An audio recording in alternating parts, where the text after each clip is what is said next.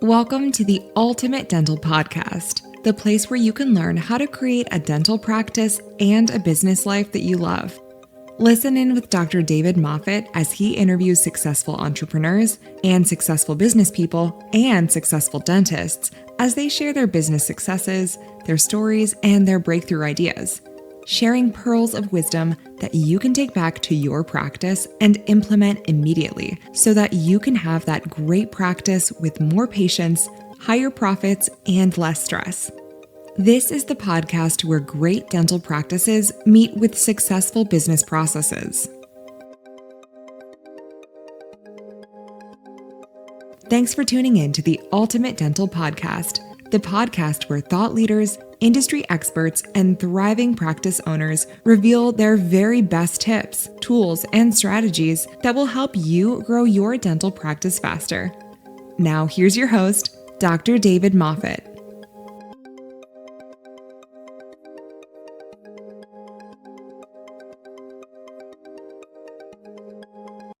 Hi, everybody, and welcome to today's episode of the Ultimate Dental Podcast. I'm your host, Dr. David Moffet. As you know, I'm in Burrowang in New South Wales, and it is coming up to 9:30 on Wednesday morning here. It gives me great pleasure to welcome to the studio, all the way from Ottawa in Canada, Shawn Peers.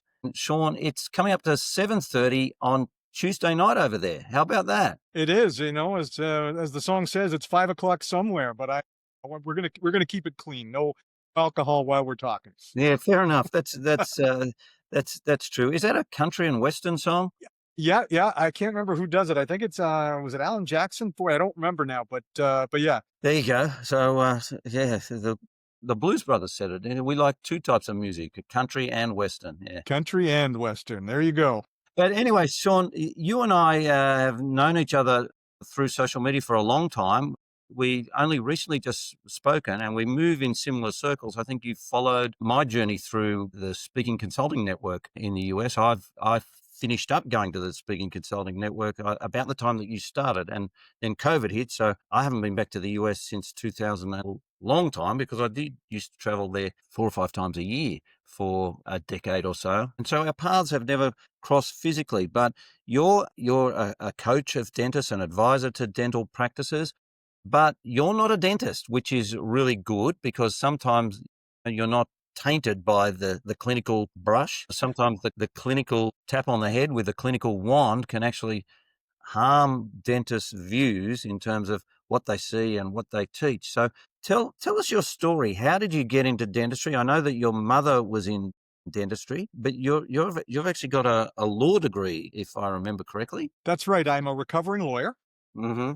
I did practice law for 14 years, and I grew up around dentistry. My mom was an office manager, a regional manager for a corporate dental group in Canada. It's been just sort of part of the discussion around the dinner table pretty much my entire life. So I picked up kind of a lot just listening to a lot of her conversations over the years. And then, of course, when I did get my law degree and started practicing, my mother thought it was a great opportunity to get some free legal advice on behalf of some of her clients and the dentists that she worked with.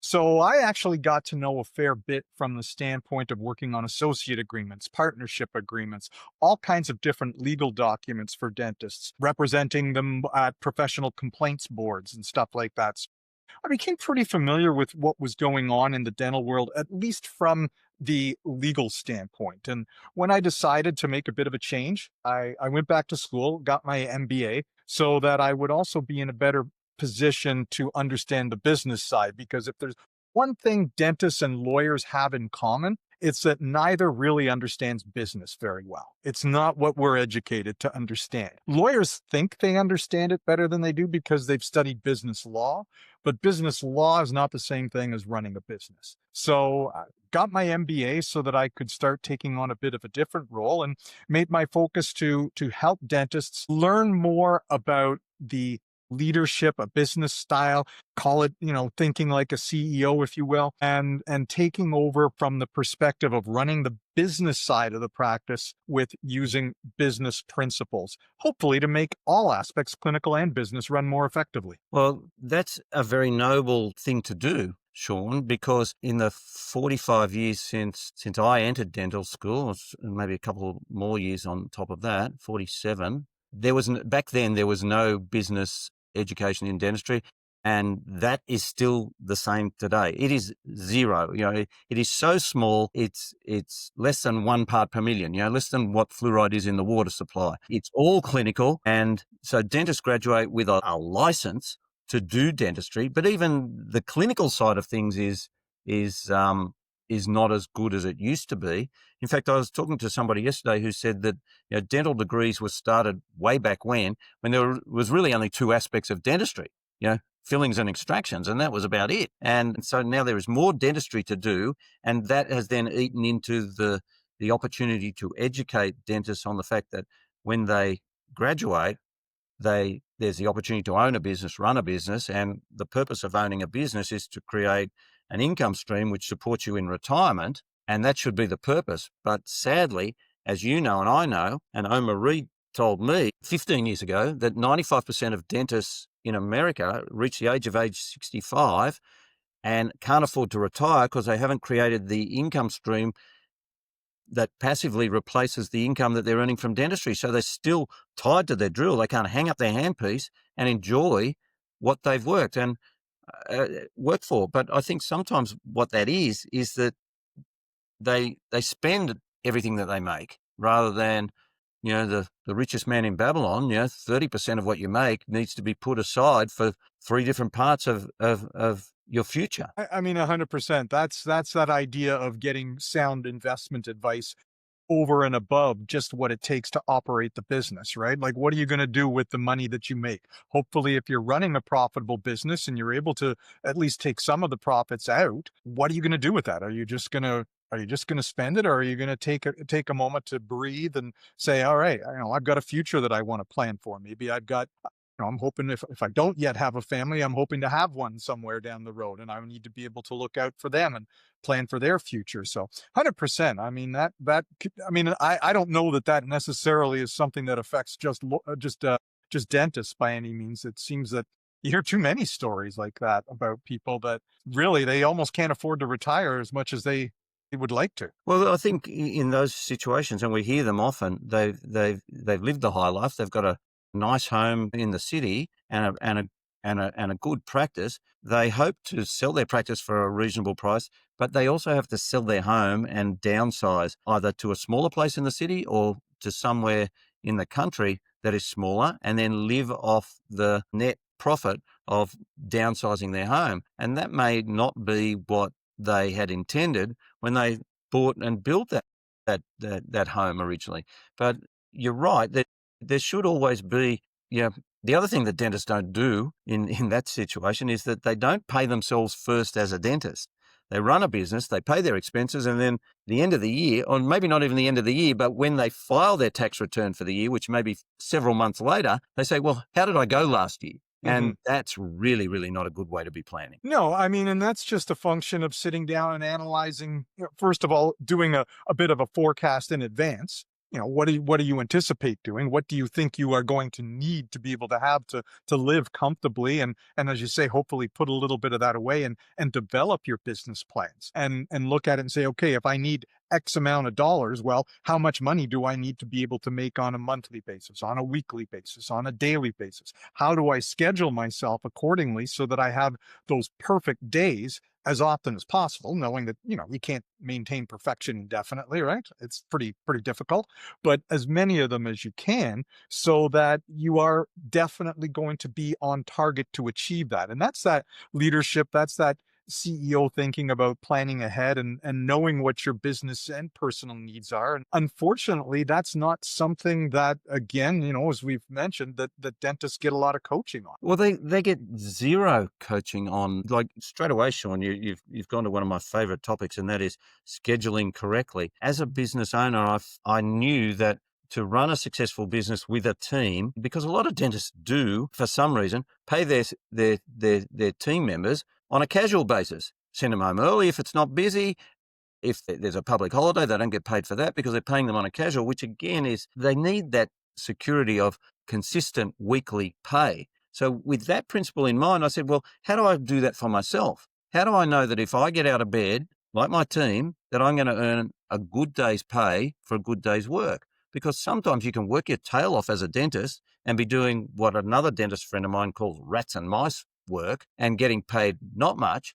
And other times you can be doing premier work, some crown and bridge, or a full arch or something, and getting paid well. And so not many dentists sit down and say, well, this is what I do on a monthly basis, or this is what I do on a quarterly basis. Let me now spread that out. Let me plan that. And so I worked out that every day that I got up, I wanted to make sure that I came home with I produced the same amount of dentistry. So I knew how many crowns I would do in a month because I had the record of how many I was doing. And I got to practice dentistry on baby boomers who were changing from having their teeth pulled out to having them restored with large multi-surface amalgams and then multi-surface composites, which didn't last them into their retirement. So I was able to restore their teeth with porcelain. And so I could plan. But what used to really upset me was if I took a week off and I came back to work, the first day back at work, I would be just sitting there gluing in crowns that I'd done because they'd come back during the week off. And I'm going, this is not right. If I drill 3 crowns, I should glue 3 crowns. If I drill 1 crown, I shouldn't be gluing 5 crowns. It needs to be balanced. And so I set that up as balance because people paid me for the crown on the day that I did all the work, which was preparing the tooth, not on the day I put it in. And so because that's when the time is allocated. So again, it's just working out what you've got. And so we had a template that we said, well, if we're going to do 3, let's give a template for 4. And then once we got the first 3 in, we canceled the 4th one and put fillings in there. So we were giving people the option, and it worked beautifully for years and years and years and years and years. But no dentist ever trusted that system because they treat it like those wardrobe ads. You see them in a magazine, you see a wardrobe ad. This is a nice wardrobe. Look, all the shirts here, all the shoes here, all the socks in the drawers. And then this is what a really ratty wardrobe looks like. It's just like everything there's a space in that drawer. I'm just going to put a T-shirt in with the socks. And that's how they treat their appointment book. And they let people do that. And it drives them nuts. It wears them out. It wears the dentist out. And they go, well, you should be very happy that it's busy, but it's not productive and it's not 100%. calming. 100%. And that's a big facet. And I get it. Sometimes if you haven't communicated your vision to your team about how you want the practice to flow, how you want your day structured, how you want the team to integrate their work together, then they're just going to go on the mindset of they want to make the patient happy. And the patient, whether they need a crown, a filling, whatever treatment they need, this was the time they wanted to come in. And it might be, you look at it and you say, you know what, I don't like doing that particular type of work at that time of day. Maybe I'm more fatigued. I'm not as with it. I need to recharge my batteries. I don't, whatever the reason is. Everyone has their own personal idiosyncrasies, and it's important to know what they are and acknowledge them and say, okay, this is how my perfect day is going to come together. And you plan that out and make it so that, okay, there might be the odd emergency time. We all have to deal with emergencies, but by and large, most of the days I can predict this is the type of work I'm going to be doing on this particular day at this particular moment, because that's what works best for the productivity of myself, for my own personal satisfaction and happiness, so that I don't go home at the end of the day like a grump. And everybody is happier, and the practice becomes more profitable, and the patients are happier. But it starts with being able to think about what you want, think about what's going to meet your needs, and how you're then going to structure your time, structure your day.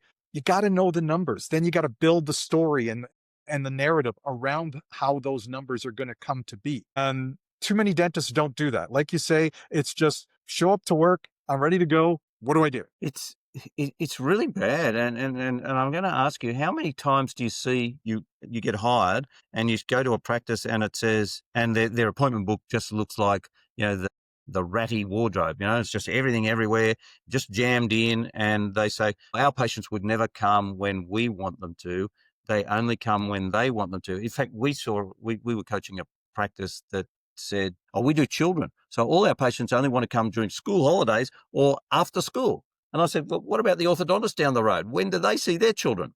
During the day. And so And we were listening to their phones. And so somebody rings up and says, I'm a new patient. I'd like to bring my children there. And the first thing the receptionist says, oh, you'll probably want to come during school holidays. And yet there's an appointment available tomorrow. Yeah. Yeah. So And I get that. Like, we want to be accommodating to our patients, but there's only so many school holidays. There's only so many hours after school ends. Do you want to be there at work when maybe you want to be home and see your own kids when they come home from school? There's got to be a bit of a balance on that. Well, it's funny. It's funny you should say that because, again, one of those numbers that we looked at is how many new patients do we need? And I said, well, how many new patient emergency spots do we need to have? And I said, well, we need to have one in the morning, late in the morning, not just before lunch, so everybody works through lunch. We need to have it late in the morning and then one in the afternoon. But we need to be able to cover those if we don't fill them, which occasionally we do. And we had a special technique of doing that. And I'll share that later. But again, it's knowing those numbers. And the other thing, Shawn, is if you somebody calls your office, you can ask them the question, do you prefer mornings or afternoons? And if they say mornings, and you look at your schedule and there's no morning appointment available for 2 weeks, but you've got an afternoon appointment the next day, you don't go to the 2 weeks down the track. You just say, thanks, Mrs. Smith. I don't have a morning available for a couple of weeks, but I do have a time tomorrow afternoon. And she says, oh, I'll take that. Well, guess what? The answer that you got her into the spot that you wanted, you've heard what she prefers, but it doesn't mean that she can't do the other. It's just a preference when you frame it. And so that, again, just because you've got children doesn't mean that you want them to come after school. So it's again, listening, but the thing is steering people, because and this is probably something that we've heard from our good friend Linda Miles forever and a day, and that is that when you ring a medical specialist for an appointment and they say, the first available I've got is Tuesday, the 23rd of November at 5 in the afternoon, you go, I'll take it. You just go, I'll take it. It's the first one. Yep. So why can't we run our dental book the same way? Yep. No, when my back is bothering me and I prefer to go see my chiropractor in the morning, but if they say, well, we've got something at 1:30, okay, I'm going to be there at 1:30, right? It's again that idea where we seem to be so well trained in the dental world to try to be people pleasers and to try to underscore how important dentistry is to overall health. We don't want to scare patients. We don't want to intimidate them. So we try to be nice and gentle. I mean, I can even remember going into a particular office, they would never, all the time, they would always be checking for oral cancer, but they would never tell a patient, never said anything about it. So patients had no clue that they were being looked over for oral cancer. And I mean, it was obviously just a visual scan. They weren't using any specific tools for it. But we would say, well, why wouldn't you? And even in the meeting with them, they're saying, well, we don't want to. Patients don't come in here to hear the C word. And so, like, you mean cancer, right? That's what you mean, right? That's the C word. Just say it what it is. It's cancer. We get it. That's not what they come there for. Nobody comes and goes anywhere to hear the word cancer. But it happens. What do if you haven't prepared them, what do you do when you actually see the signs of cancer? Got to use that word now. Exactly. In some dental practices, dentists don't want to know that their patients have cancer because they feel they're going to lose their patient for the time that it takes to treat them. And so they don't want to scare them. But it's one of the things that I'm advising my clients to say, when the patient says, I don't want a checkup, I just want my teeth cleaned. And so I just say, you've got to go straight to the worst scenario. And you just got to say, oh, so you don't want me to check for oral cancer? And they go, cancer? Yeah, because then you raise an awareness. They go, cancer, what do you mean? Well, they say, let me just tell you this. The 3 major causes of oral cancer are alcohol, smoking, and oral sex. Now, I'm not going to ask you which one, but there's a good chance that one of those 3 is something that you're involved in. Would you like me to check for oral cancer, or do you just want it to, because once cancer is diagnosed in your mouth, if we don't get it early, it's a death sentence. Would you like a checkup or not? Yeah. And it's always, I think you've got to be, in dentistry, we've got to make dentistry more important. And so it's those softening words that people use. Oh, it's just a small crack. Like there's 2, just out. Just is out. Just a small crack and small. It's just a little filling. It's a tiny little. You got to use emotional words. People don't buy fillings. They buy the removal of decay. You have decay. You have an infection, So in fact, I have to educate my, this is a generational thing of abbreviations. They say you have perio. No, you have periodontal disease. Yes. Disease. I agree. Disease. It's not perio. So again, now, you're talking about dentists setting their lifestyle. So one of the things, my first associate job for 3 years before I bought my practice, I said to my boss, I said, oh, geez, I don't like this Monday mornings. We turn up and we've got 3 or 4 people in the waiting room needing emergency work on a Monday morning. He said 10, 15 years ago, we'd have 20 on a Monday morning. I said, how do you run a business like that? So that was one. The other thing which he taught me, I said, you don't do evenings. He goes, oh, yeah. He said, I used to do evenings. He said, this is what used to happen. He said, I'd be here working. All of a sudden, they'd all arrive because his practice was in an industrial area. So people would finish work at 3, go home, have a shower, have dinner, and then come down to the dentist en masse. He said, so I'd treat one, and then they'd go out and sit out with their friends, and the next one would come in. He says, here's them all fed, clean and showered, and here's me wanting a shower, wanting a meal. And he says, this isn't working for me. He said, so I just stopped it. So again, control. Remember, you're in control of your own business. Your business shouldn't be controlling you. And it's simple communication skills. And obviously, we've established the fact that I'm not clinically trained. These fingers do not belong in the mouth of any patients, and I will not provide any sort of clinical critique or advice to any of the dentists that I work with. It's purely an issue of communication. And sometimes I'll get some dentists or hygienists that'll look at me and say, well, you're not clinically trained. How can you tell us anything about this? And my response is always the same. It's like, well, how many of the patients that you're treating are hygienists? How many of your patients are dentists? Not a whole heck of a lot. It's other people who know less about dentistry than me. So how are you going to communicate with them? It's easy. And this was one of the things that I learned as I left the practice of law, because you work in a legal practice, you're working in an office with partners and other lawyers who've all received the same education, all the paralegals, all the legal secretaries, they get used to that vocabulary. And you start to think everybody speaks like that. Right? Everybody knows what an injunction is. It's just automatic, right? We all know that. No, a lot of people don't. Surprise, surprise. You get out of a legal office and suddenly you discover some of that language that was just everyday stuff for you just leaves people wondering what it is you're saying. So you've got to figure out that way to communicate to those patients that gets the message across in a serious manner, but not one that scares them, and allows you to take control and motivate them to understand that there's something that they need to do and you can be the one to help. Yeah, really, really important because, yeah, as much as you said, there's a similarity between lawyers and dentists. I think the major similarity is that most of the general public don't want to see either of them on a professional basis. Yeah. One time a lawyer said to me, in every legal battle, there are only 2 winners, the 2 lawyers for either side. That's it. Yep.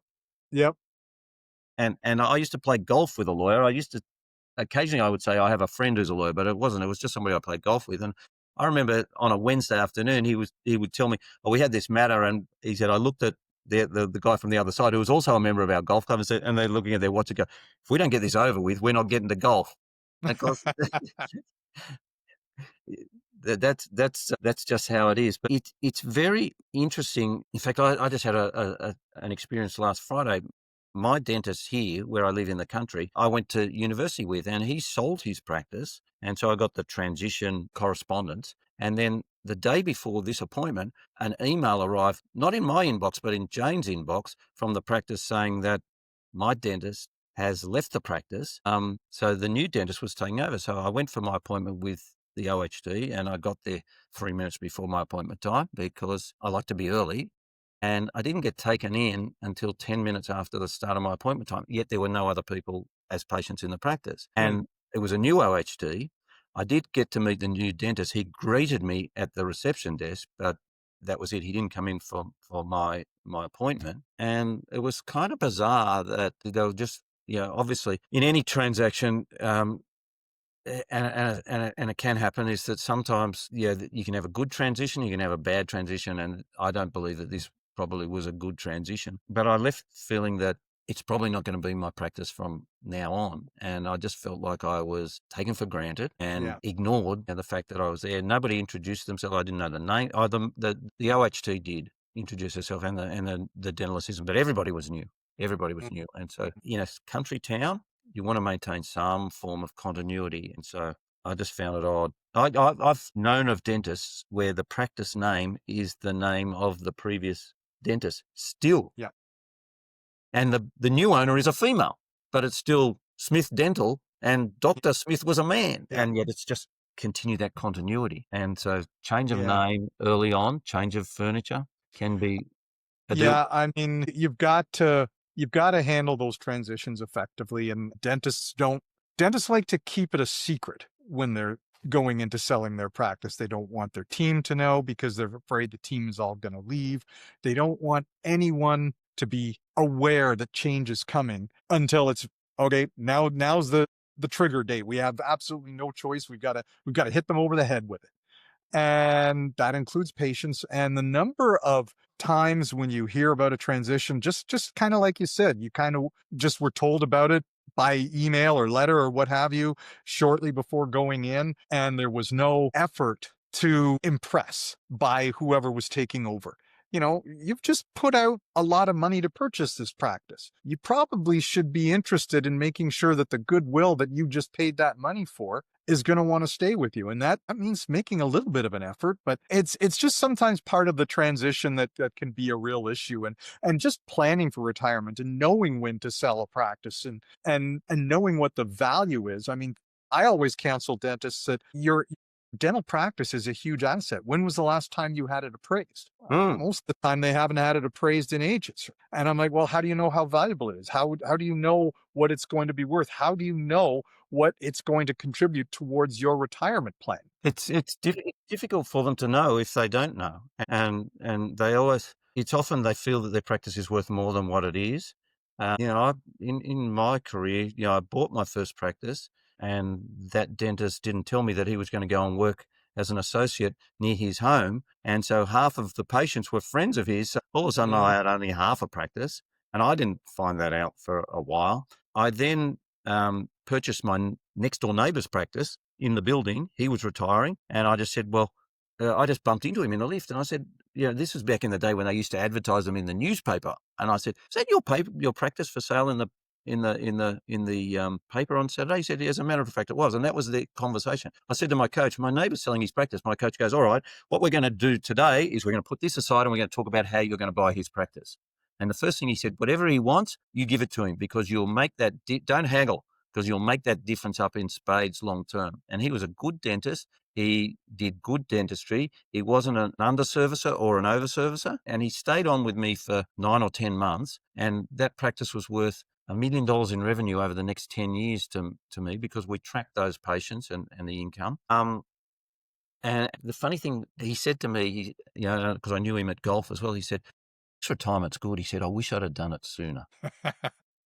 He said, I'm really enjoying it. He was 73 when he retired. And so that was nice. And I think he lived on into his 90s. I changed golf clubs about 15 years after that, but that was good. And it was his father's practice before him. I also got gifted a practice from one of my patients was a realtor, and one of his tenants in his agency was a dentist who was retiring, couldn't sell his practice. And he said, what are you going to do? He said, I'm just going to close the doors. He said, you need to talk to David. So the guy turns up and he says, I just want to bring my filing cabinet over, and I'm going to get my phone connected to yours. And I said, what do you want for this? He said, just look after them. And so we physically mailed them, a letter from him and a letter from me. And I just said, we're different. We charge more. We only do white fillings. We have a hygienist. There was one other thing. And so we saw a small number of people who came, and those people generated nearly $1 million in 4 years as a gift. Mm-hmm. A gift. And where I operated, it had become Sydney's second city. And so people only came for a reason. So if their dentist all of a sudden retired, there was a reason to go to their wife's dentist, their husband's dentist, the local dentist. Right. And so it was just a small number of people who came, but this guy never did any dentistry. He just did patches. He was a patchodontist. And so these people would say to me, the ones who stayed, they said, I can't believe how I can chew with confidence now, because you fixed my teeth. He said, and the joke was apparently from one of the patients said, the joke was that he was going to retire when he worked out that his dental assistant was being paid more than he was being paid out of the practice. So you're knowing the numbers. But he had retired because he then went to work for one of the fun clinics, and his wife had passed, so he just needed a little bit more camaraderie than just his. So Right. it was an interesting situation in that sort of education for me in business. But buying an existing practice is a good opportunity to transition into people don't like to change their dentist unless there's something really as a physical means, I find. And so disruption is one of those things. Yeah. And also, treating people as if they're not there, as if they're invisible, is also a disruptor in any business, I think, Yeah. as customers. Yeah. And I mean, you said something that I wanted to circle back to when you talked about the fact that you knew how much revenue was being generated from some of these patients because you tracked it. And that to me is critical.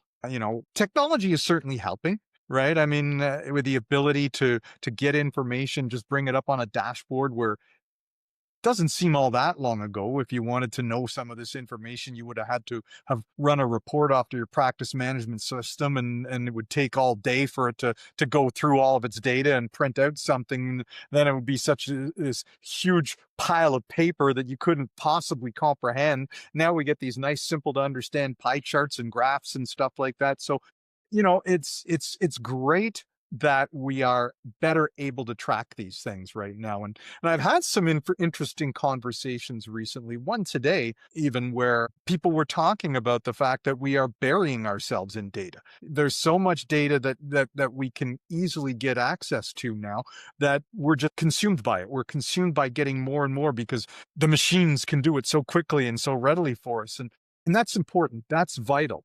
But your job as the leader, your job as the dentist is then to say, okay, I have this information. What am I doing with it? And, I mean, another longtime coach and consultant here in Canada, I had a chat with about a month ago, almost questioned, like, do we really need to be around as coaches anymore? Because what we'd always coach them on knowing their data, and they can get that information so quickly now. But my response to that person was, that's great. They still don't know what to do with it. The numbers tell a story. They've got to figure out what that story is. And it sounds to me like what you did was take the time, even though it was a little bit more cumbersome to do back then, to track that data and understand the story it was telling you, the story about the financial health of your practice, the story about your patients, all those things, because people are going to be motivated to act not so much by the data, but by the story associated with it. So your job is to figure out what's that story. Exactly, Shawn. And for any coach, be it a sports coach, a life coach, it's not just about acquiring the information. It's making sure that people apply the information and that they're kept accountable for it as well. And that's, in sport, people only improve if they're kept accountable. And I was just saying to one of my clients yesterday, people go for piano lessons, but if they don't do the scales and then don't on a weekly basis where they go for their lessons, play those scales, and the coach then, the piano teacher knows that they've been doing the scales or not. My physiotherapist knows I've been doing my exercises in between appointments. She says, you're my best client because most of my people turn up and they're stiff and they're sore when they get on my table, and then I make them even sorer. And that's not what it's about. I'm looking at how your strength is improving in these deteriorating body parts that I have, which is age related, but it's the accountability that's our role is always there. And you're a sports fan, you're a hockey fan, and I'm a sports fan. And it's funny, one of the best lessons I ever went to, my rugby league team had an open training day. They had a bye weekend. We have a season where we have an odd number of teams playing. So they had a bye weekend. They had an open training day. So I drove 2 hours up to watch a training session. I thought, wonder what this is going to be about. And they trained harder. And this is the Michael Jordan philosophy. You train harder at your training than you do at your game, because then you know that when you're under pressure in your game, you can handle it because you're physically being trained to handle it better in a training situation. And you can pick that in a team that doesn't train hard. You can see that they're busted, they're gassed, they're gone. And so they will be physically exhausted at the end of the half, in the middle of the half, at the end of the game. And so this is what we've got to keep our clients accountable. And knowing the data is really important. But you're right. And dentist said this to me as a throwaway line. He's a practice owner, never was a client, but he said to me, when I worked for this guy, he spent so much time getting his staff to accumulate and and tracked data that had no relevance. And so you've really got a number, go back to the Jim Rohn philosophy, half a dozen things make 80% of the difference. So what are the half a dozen things that we need to track, and not what are the 80 things that we need to track that make 6% of the difference? And that's really, really important. But back in those days, I used to track with Dentrix, every new patient was recorded as who referred them. And I was brutal with my staff. Why is there a blank space here? They filled in a form, you've spoken to them, and then somebody in the treatment room has still left a blank space. We can't have blank space. You've got to ring them and find out. And it's not which patient referred them. It's like Yellow Pages back in the day. What's Yellow Pages? Look it up, young people. Not only was Yellow Pages the wrong answer, we used to categorize by year when the book came out. So Yellow Pages 97, Yellow Pages 98. And then we had 3 different ads in Yellow Pages: big ad, medium ad, small ad. Which ads were working. Then with Dentrix, I don't know whether I didn't know this or whether Dentrix just didn't do it, but they provided income from referrals. So you could track new patient referrals and they could provide income, but it was like at a point in time. And so you couldn't actually enter the parameters of the points in time. You had to be on the day. So I had to every 31st of October and the 30th of April, I had to do the 6 monthly. I know. And so I knew the fall off that somebody who came from the Yellow Pages in 97, only a certain percentage of those people were still patients in, did I say 97? So in 2002, 5 years later, there's drop off. And so you have to work out who spends what and who's still coming and know that, to me, because of the geography, and this is just a fact, in North Sydney, over the bridge from Sydney, half-hour walk, North Sydney, the council will tell you that the population turns over 50% every 2 years, the living population. The renters, people either sell or they move away. 50% every 2 years. So every 2 years, half the population is changing. And so you can't expect those people to still travel to the dentist if they don't even live there. And so you've got to look at what brings people to come and to your dental practice. Their office relocates to your town. I think I mentioned that, we were the second CBD. So all of a sudden, the Water Board of New South Wales moved to Parramatta. Bang! 2 patients turned up in the 1 week. I said, do you know him? He said, yeah, he sits on the other side of the desk to me. Did you know he was coming here? No, I didn't know that. They both came out of Yellow Pages advertising. They didn't ask each other. So word of mouth sometimes is one source, but if it's the only source you're looking at, people say, all my patients come from word of mouth because I don't advertise. So track, but know where to spend. And also the other thing with that, for the young people who don't know what Yellow Pages is, I saw the end of Yellow Pages happening. I could see the decline in terms of income. And so I left before spending another $60,000 a year to generate $60,000 of profit. Like, what was the point of that? I said, I could have 2 months off and I break even. But so know which data to follow. And Shawn, you'll know this because when you ask a dentist, what's your monthly income? I know that if they tell me a number that ends in 4 zeros, they don't know their numbers. If I ask them, how many new patients do you see a month? And if it ends in a 0, they don't know their numbers. Because I had a client and she said, well, last month it was 32. The month before that it was 23. And the month before that it was 47. She knew her numbers. Absolutely. And again, like we said, I mean, it's so much easier to track that now. The data is easy to accumulate. The dashboards on practice management systems are so much more sophisticated than they were back in the day. You talk about the transition away from the Yellow Pages. It was then going to a website. And we can probably remember the day where it's like, ooh, you've got a website. Ooh, you're like a state-of-the-art dentist now, right? And now, like, the website is just a little part of it. And that, yes, patients are probably going to go check, or potential new patients are probably going to check out your website, but it's not necessarily going to be the first place they find you. So marketing is a lot more sophisticated now. There's a lot more that has to be done, and dentists probably have to spend a bit more money on marketing today than was the case a few years ago when, like you said, it was maybe put flyers out to your local community and put your ad in the Yellow Pages and there's my marketing budget for the year. Now, whether they want to decide if they're going to be dancing on TikTok or doing stuff on Instagram, all kinds of, you got to know what your demographic is. Who are you appealing to? Because I know a lot of dentists, you say, oh, am I going to do silly things on TikTok, and it'll strike terror into their hearts. And the next dentist you talk to, it's like, I get tons of patients that way because that's the area that, for whatever reason, whether geographically that's the demographics of the area they live in, or they've just found this way to appeal to a generation that's where they're finding their dentist. So again, it's about knowing what's going to work for you, tracking the numbers, trying the different avenues, because there are so many things to try. And so many marketers will want you to try them all because that means more money for them. And you've really got to understand, again, what's the story? What's working? What are the numbers that are going to come in that's going to be effective? Is this platform working? What messages on this platform resonate the most?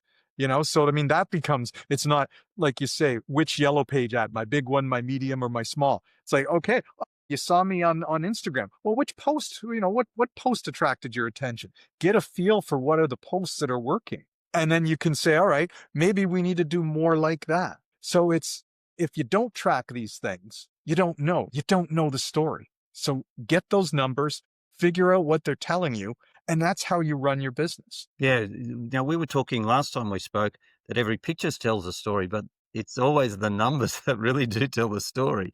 But Every number tells a story, don't it?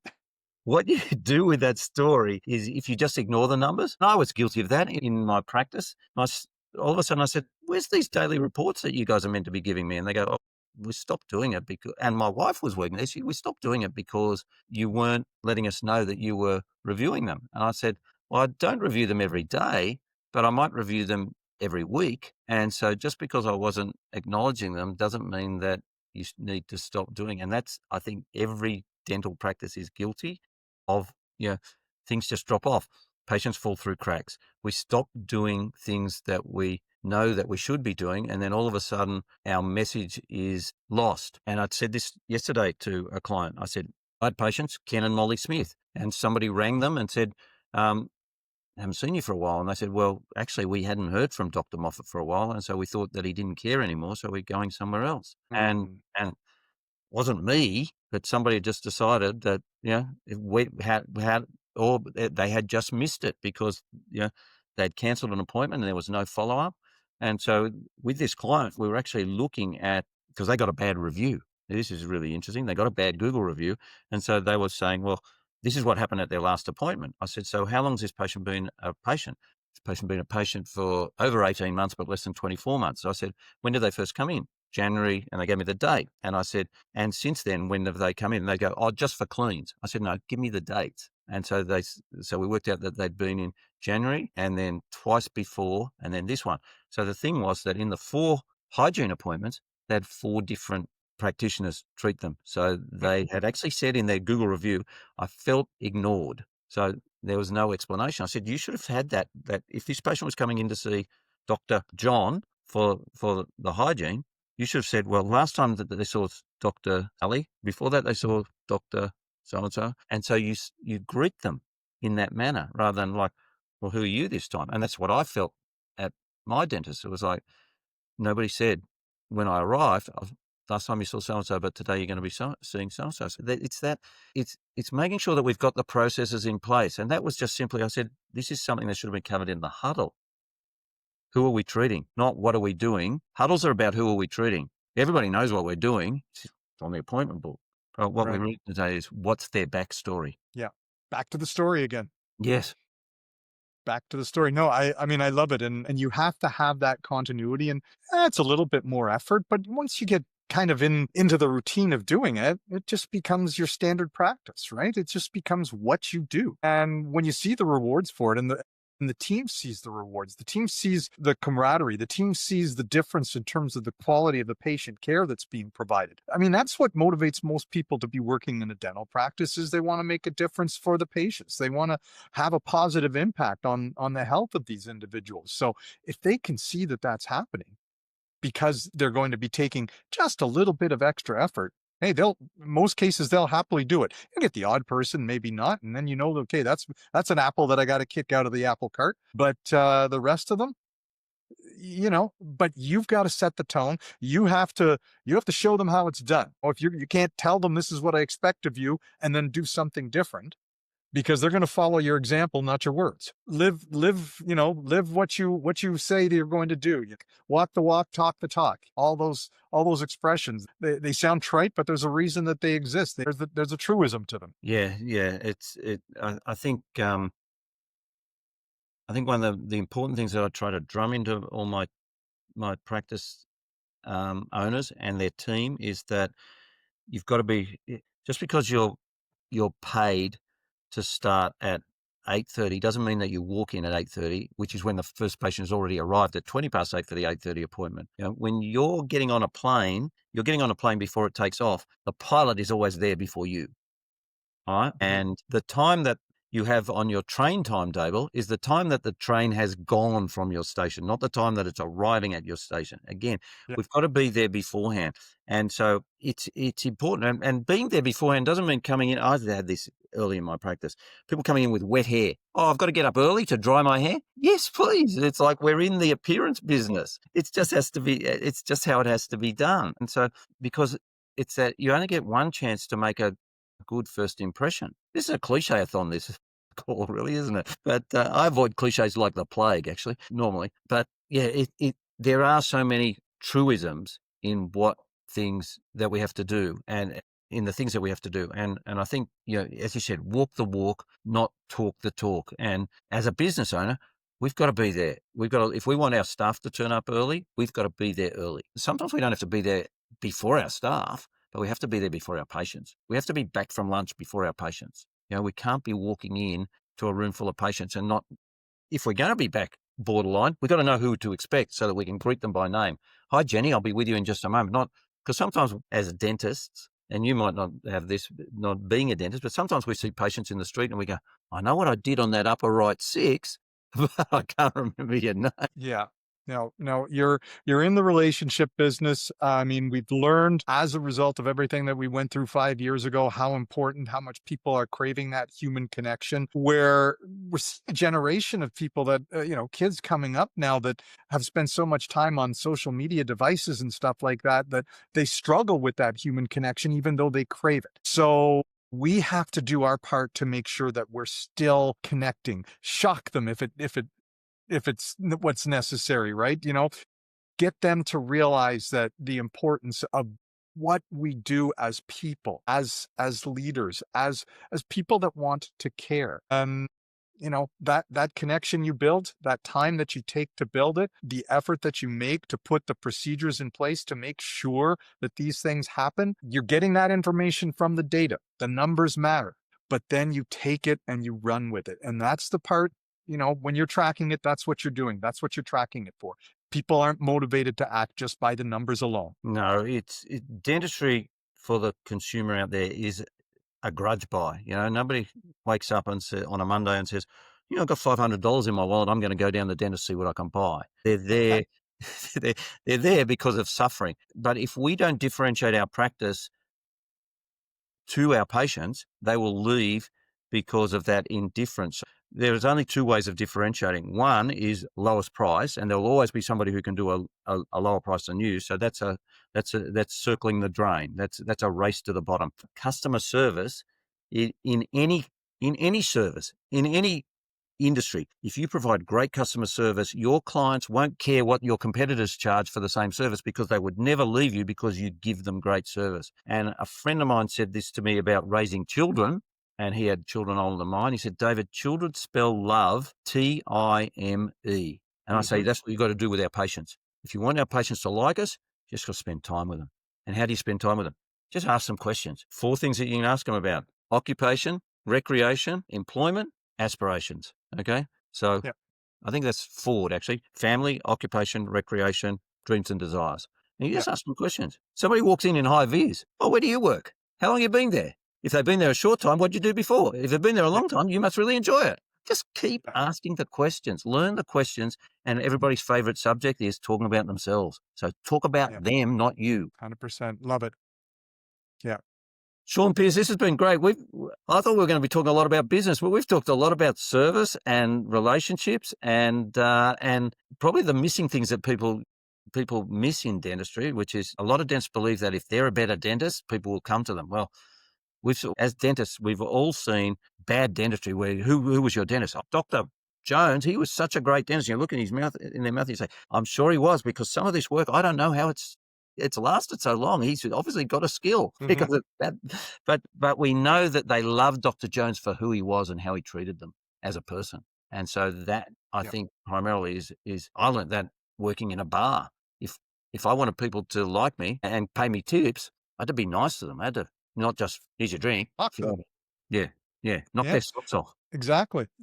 Well, I mean, the relationships are a big part of the business. So, in a way, we still talked about business, but I'm certainly happy to have another conversation at a later date, focusing just on business strategies and stuff like that. We can take it in a different direction. But I mean, the reality of it is, I think we did cover an important part of the business of dentistry.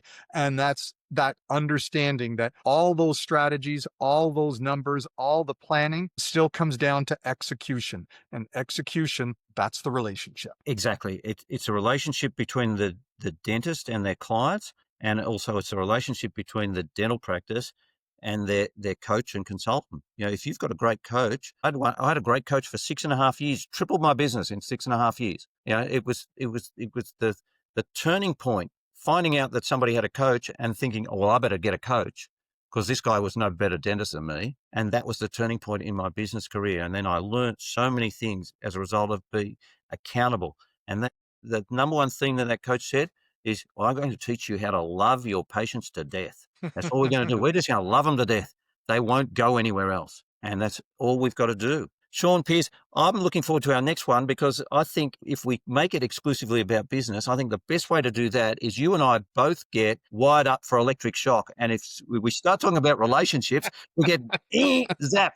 We've got to talk about business. There are so many dentists who just want to hear the business side. But for those who take this and listen to it and watch it and they go, hey, you know what? My practice is so focused on the technical side that I'm missing out on the emotional side. And that's why my patients are leaving. There's a lot of good lessons in this podcast. So, Shawn, thank you very much for being a guest on the Ultimate Dental Podcast. What's the best way for somebody watching or listening to this podcast to get in touch with you if they'd like to find out more about what you do? Well, I mean, first off, David, thanks for having me. It's really been a pleasure to talk to you. Certainly enjoyed being here. And if people wanted to have a discussion with me, they can reach out, either send me an email at Shawn, SHAWN, at dentalpeers.ca. They can text or call me at 613-867-8502. Just find me in www.dentalpeers.ca. That's the website. That's where I hang out online.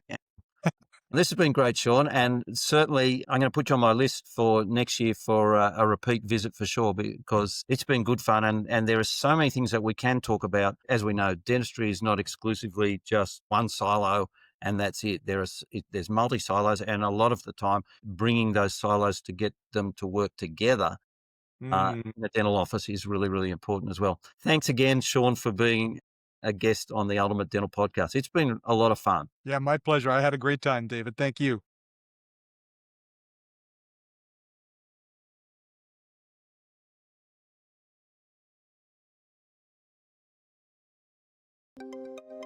Thank you for tuning in to another inspiring episode of the Ultimate Dental Podcast. We appreciate each and every one of you for being a part of our dental community and joining us each week on this incredible journey. If you found value in today's episode and you don't want to miss out on future episodes packed with expert insights and actionable strategies, here's how you can stay connected with us. Firstly, hit that subscribe button. Whether you're listening on your favorite podcast platform or watching on our website, subscribing ensures you'll never miss an episode. Secondly, share the love. If you know a fellow dentist or colleague who could benefit from the wisdom and knowledge that we share here, please share our podcast with them. Also, please share the podcast on your socials by simply clicking on the social icons wherever you view or listen to this podcast. Together, we can all do our bit to elevate the dental profession. And finally, stay engaged with us. We love hearing from you. Your questions, comments, and feedback fuel our mission to provide the best content for your professional growth, your personal growth, and for your practice growth. Remember, your journey to creating a dental practice and a business life that you love is our mission, and we're excited to be your trusted guide along the way. Thank you for being a part of the Ultimate Dental Podcast. Until next time, keep smiling, keep striving, and keep on tuning in to the Ultimate Dental Podcast.